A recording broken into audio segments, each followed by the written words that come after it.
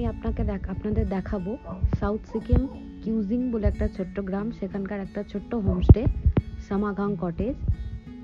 এখানে রয়েছে একটা সুন্দর সিটিং এরিয়া, এখানে বসে আপনি সকালবেলা কাঞ্চনজঙ্ঘা ভিউ এনজয় করতে পারবেন এবং সন্ধ্যেবেলা বসে সবাই মিলে আড্ডা দেওয়া যেতে পারে।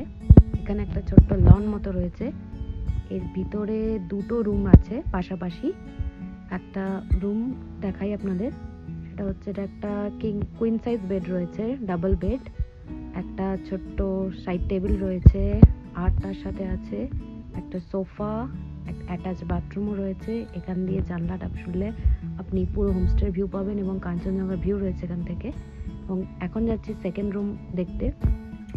সেকেন্ড রুমটা বেশ বড়, এখানেও বসার জায়গা রয়েছে, টেবিল রয়েছে দুটো, তিনটে টেবিল রয়েছে, দুটো সেপারেট বেড করা আছে।